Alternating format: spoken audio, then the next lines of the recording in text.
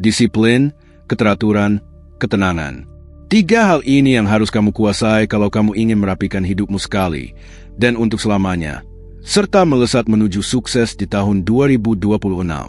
Ini tidak terlihat dari luar, karena saat kamu menata pikiranmu, kamu otomatis mulai menata rutinitasmu. Saat rutinitas berjalan sesuai rencana, hidup berhenti, improvisasi. Dan ketenangan itu mengembalikan kejernihan, fokus, serta konsentrasi. Arah yang jelas dan organisasi yang rapi memberimu keunggulan dan kontrol. Kebanyakan orang hidup di sisi sebaliknya. Hidup mereka acak. Emosinya terbuka tanpa filter, tubuhnya lelah, pikirannya kacau, dan ujung-ujungnya mereka selalu kembali ke titik yang sama. Tapi siapa yang memutuskan untuk membereskan semuanya sebelum pergantian tahun? Siapa yang memilih menegakkan ketertiban sekarang? Selagi masih ada waktu untuk orang yang berpikir sebelum bereaksi dan bertindak dengan niat. Itu mengubah segalanya. Hidup yang berantakan perlahan merusak kesehatanmu, dirimu, uangmu, proyekmu, dan kepercayaan dirimu.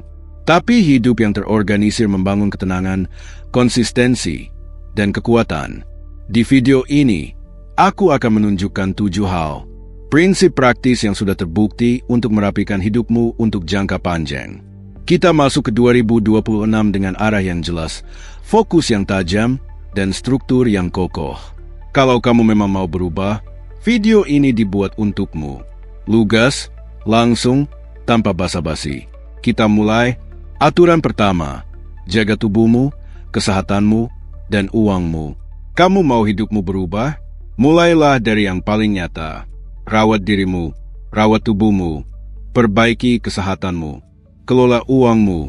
Karena kalau 3 hal ini kacau, kamu akan tetap terseret, meski niatmu baik sekalipun.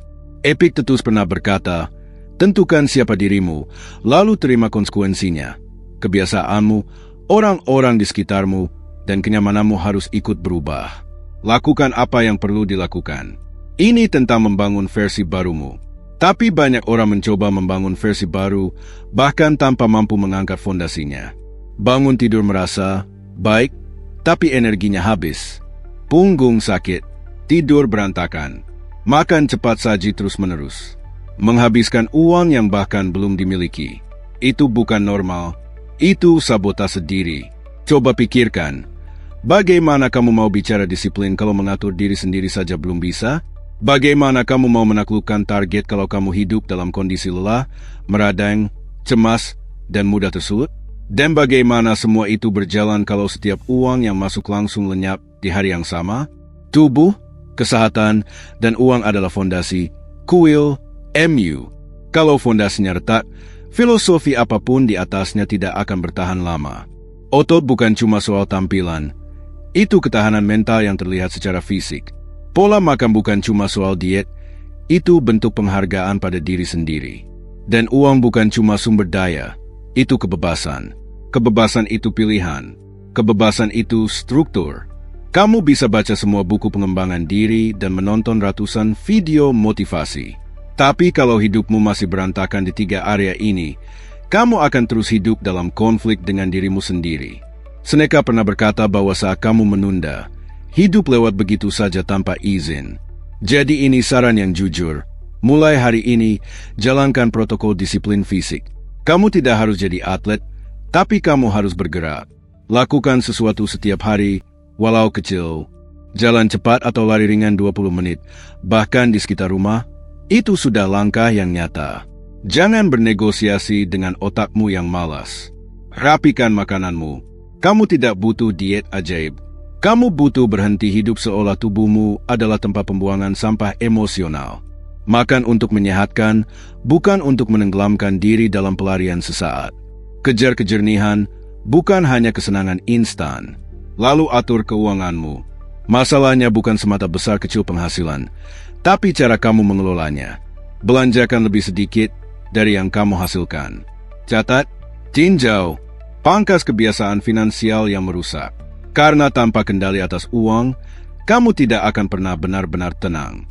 Kamu akan jadi sandera tagihan, atasan, dan keputusan-keputusan putus asa. Bagian ini memang menusuk, karena membuat kita rentan. Tapi kamu harus melakukannya. Hidup dalam keadaan lelah itu bukan hal wajar. Sakit, hancur, dan penuh alasan bukanlah takdir. Kamu pantas dapat yang lebih baik, tapi sebelum pantas, kamu perlu bertindak seperti orang yang pantas. Kebanyakan orang tidak berubah karena mereka yakin waktu akan bereskan semuanya. Padahal waktu tidak menyembuhkan apapun. Waktu cuma mengungkap apa yang selama ini kamu pura-pura abaikan. Jadi perbaiki tubuhmu, kesehatanmu, dan uangmu seolah hidupmu bergantung padanya. Karena memang begitu. Dan kalau kamu benar-benar dengar ini, tulis komentar. Di tahun 2026 aku akan kuat, sehat, dan sejahtera. Ingat kalimat itu. Tulis, lalu bertindak seolah itu sudah benar. Aku cuma minta 2 hal, subscribe dan like. Bantu video ini menjangkau lebih banyak orang. Kita lanjut.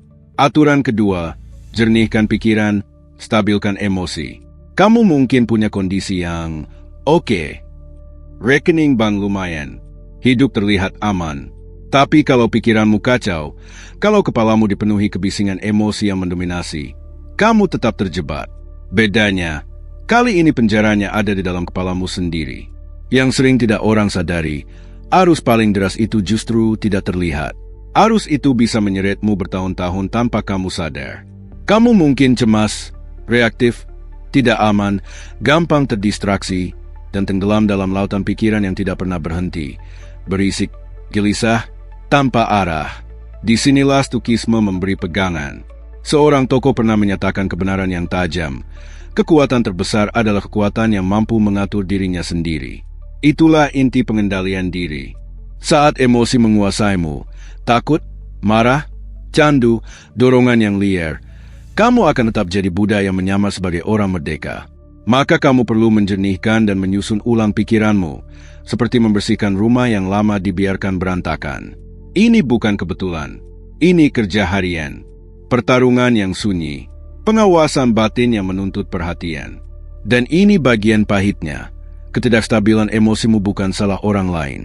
Bukan atasanmu, bukan pasanganmu, bahkan tidak selalu karena uang. Akar utamanya adalah kurangnya kendali diri. Dan hanya kamu yang bisa menyelamatkan dirimu dari kondisi itu.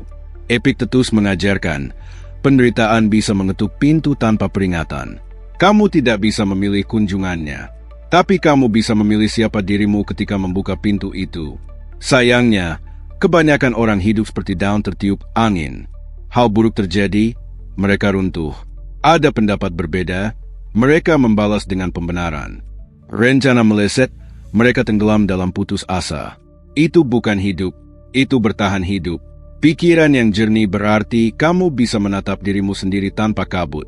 Kamu merasakan kemarahan, iri, cemburu, takut, lalu berkata, "Aku melihatmu, tapi kamu tidak akan mengendalikanku." Itulah kekuatan, itulah kebebasan. Kalau kamu ingin stabil secara emosional, berhentilah memberi makan hal-hal yang merusak keseimbanganmu. Kurangi media sosial secara drastis. Otakmu tidak diciptakan untuk memproses ratusan informasi, perbandingan, tragedi, dan opini setiap hari. Itu hanya membuatmu cemas, gelisah, dan semakin jauh dari diri sendiri. Latih diri untuk diam. Ambil 10 menit setiap hari tanpa ponsel, tanpa musik, tanpa gangguan. Duduk, dengarkan pikiranmu tanpa menghakimi. Awalnya tidak nyaman, tapi itu normal. Keheningan batin adalah otot, dan otot perlu dilatih. Tuliskan apa yang kamu rasakan. Di kertas, di catatan. Keluarkan sampah yang menumpuk di kepala. Kamu tidak perlu menunjukkan tulisan itu ke siapapun. Tulis saja, dan kamu mulai memahami dirimu dengan lebih jernih. Itu pembersihan emosional yang nyata. Jangan buru-buru bereaksi. Rasakan, amati, balas setelah kamu berpikir. Itulah pengendalian diri. Dan pengendalian diri adalah kunci agar kamu tidak jadi tawanan emosimu sendiri. Masalah batinmu baru selesai ketika kamu berhenti mencoba mengendalikan dunia luar dan mulai menguasai apa yang terjadi di dalam dirimu. Proses ini tidak cepat dan tidak selalu lurus. Akan ada kambuh, akan ada pikiran gelap, akan ada hari buruk. Tapi kalau niatmu tulus dan usahamu konsisten, pikiranmu akan berubah dari musuh menjadi sekutu. Saat itu terjadi, orang lain akan sulit memanipulasimu, memprovokasimu, atau menghancurkanmu. Karena pejuang stoik menang dalam pertempuran yang orang lain bahkan tidak tahu sedang terjadi. Sementara banyak orang mengejar status dan gangguan, kamu memilih diam, menjernihkan pikiran, memperkuat dunia batin, dan membangun ulang hidupmu. Dan setahun dari sekarang, saat mereka bertanya kenapa kamu terlihat begitu tenang, kamu hanya akan tersenyum. Orang yang punya ketenangan tidak perlu banyak menjelaskan. Ketenanganmu akan bicara lebih keras dari kata-kata.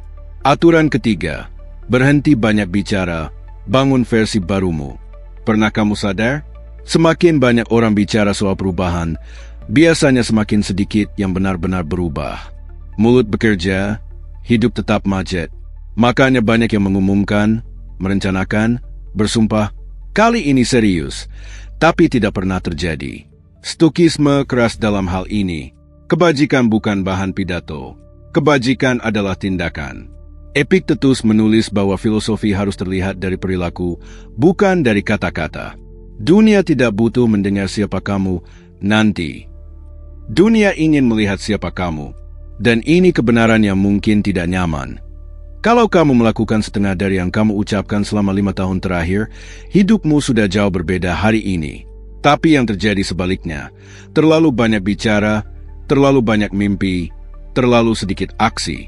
Ini bukan serangan, ini undangan. Undangan masuk ke fase berikutnya, fase sunyi. Keheningan bukan ketiadaan suara, keheningan adalah hadirnya fokus. Saat kamu menutup pintu luar, lalu menyalakan lampu di dalam. Saat kamu terlalu banyak membahas targetmu, otakmu dapat hadiah palsu. Kamu merasa seolah maju, padahal masih di tempat. Seperti menjelaskan program latihan lalu mengira itu sudah termasuk latihan. Hidup nyata tidak begitu. Versi baru kamu tidak lahir dari pidato. Ia lahir dari rutinitas. Seneca berkata, kebebasan sejati adalah hidup sesuai sifatmu, tapi kamu masih hidup mengikuti sifat orang lain. Kamu mengiklankan rencanamu demi validasi. Kamu mengejar tepuk tangan yang belum pantas kamu terima.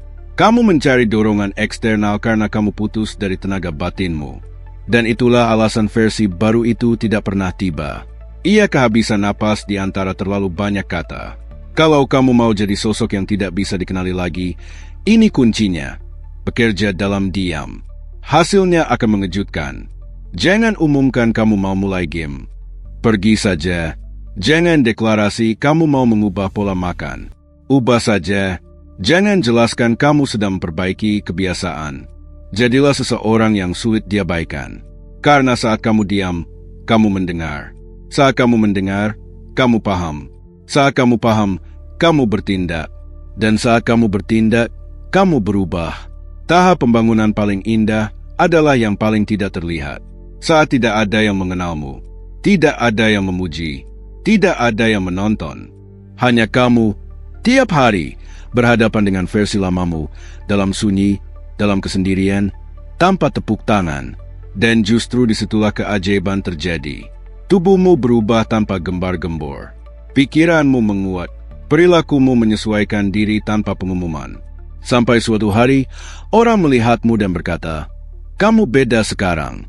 Kamu ngapain? Dan kamu hanya menatap mereka, karena mereka tidak tahu. Mereka tidak melihat hari-hari ketika kamu memilih diam dan tetap melakukan yang benar. Marcus Aurelius menulis dalam Meditations, lakukan apa yang dituntut alam darimu, tanpa khawatir siapa yang melihat. Hidup menuntutmu bertindak, bukan berbicara. Mulai hari ini, perlakukan rencanamu sebagai sesuatu yang sakral. Hal yang sakral tidak diumbar. Ia dijaga. Jadikan hidupmu bait suci. Jadikan tujuanmu janji yang tenang. Jadikan 2026 tahun ketika kamu menjadi tidak bisa dikenali. Bukan demi pamer, tapi karena itu konsekuensi alami dari kerja yang konsisten. Sekarang tulis komentar, versi baruku dibangun dalam diam. Aku percaya kamu bisa berubah. Dan seharusnya kamu sudah mulai, karena prosesnya sedang berjalan. Aturan keempat, lepaskan apa yang menghambatmu. Kalau ada satu hal yang menahan kebanyakan orang yang sebenarnya ingin berubah, itu bukan kurang bakat dan bukan kurang peluang, melainkan keterikatan pada orang, kebiasaan, lingkungan, dan cerita lama yang seharusnya sudah dikubur. Kamu mencoba bergerak maju sambil memanggul beban mati, dan tidak ada yang bisa melaju seperti itu. Kamu terjebak pada kenangan 10 tahun lalu. Ada versi lama dirimu yang sebenarnya sudah tidak ada. Lepaskan sekarang, dan biarkan masa depan punya ruang untuk membawa sesuatu yang lebih baik.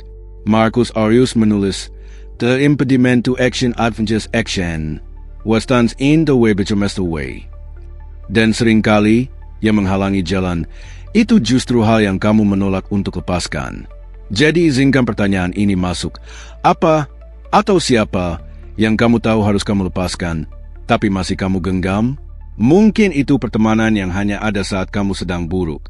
Mungkin itu hubungan yang membuatmu memberi segalanya dan menerima remah-remah. Mungkin itu pikiran berulang yang membuatmu meragukan diri sendiri. Mungkin itu rutinitas malas yang merusak hari-harimu. Mungkin itu pekerjaan yang membayar tagihan, tapi meruntuhkan pikiranmu. Atau mungkin itu identitas lamamu yang kamu takutkan akan mati.